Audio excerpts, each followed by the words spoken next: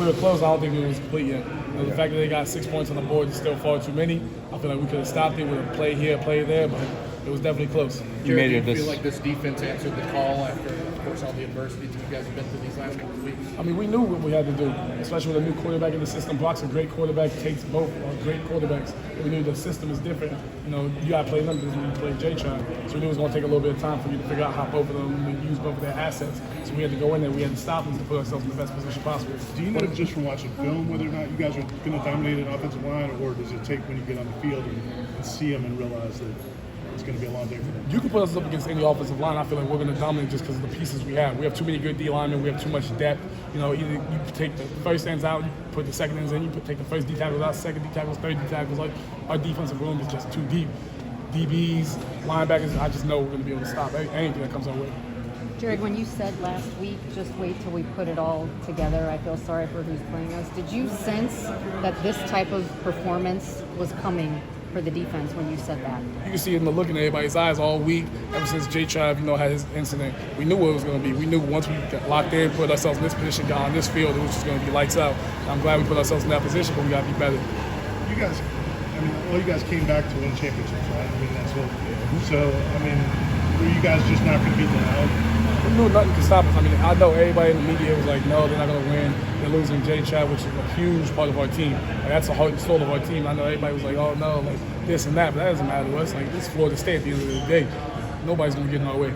Do you hate that narrative exists, that you guys are different without J-Trap? I know you are to a degree, but obviously you're still real. I love it. I think we fight better as a team when our back's against the wall.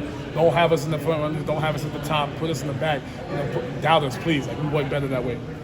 Jared, you guys got pressure. Of course, everyone knows the sacks between you and Braden and everyone else, like you said, that's depth on this team. But you guys also had pass breakups left and right today, pass deflections, different, just the pressure, just like quarterback hits and other things. Can you speak to that as well and what that impact has on the offense and the rest of the team as morale-wise? I got full faith in our secondary. Our DBs, our safeties, I know they're going to be able to handle whatever comes their way. But we know it's so much easier of a game when the quarterback's rattled, he's scared, he's nervous in the pocket. He doesn't know if he has to step up, step down. Because if you step up, I'm going high. Fisk is right there. If you step back, Fisk is going to wrap around. I'm going to take the under. We just have so many different plans. So we know if we get you off your mark, we get you in your head, we get you messed up. Especially when we knock down your balls, now you got to throw it a little bit higher. It just changes everything. And can you speak to that last drive where it seemed like you guys just pinned your ears back and when the guy Jake Plummer, can you speak to that as well? He's a great quarterback. That's a good offensive line, but we knew we were better and we knew what we had to do.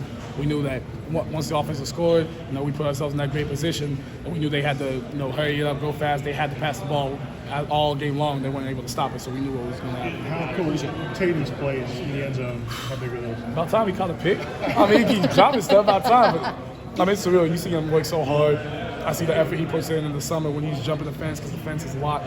We're both out there working. I see him, even in just the weight room or just extra film study, he's calling out plays and you don't even know they're about to run, but he's calling them right. So seeing that actually go full circle and reaping his rewards is just amazing. What was the locker room like? That was something else.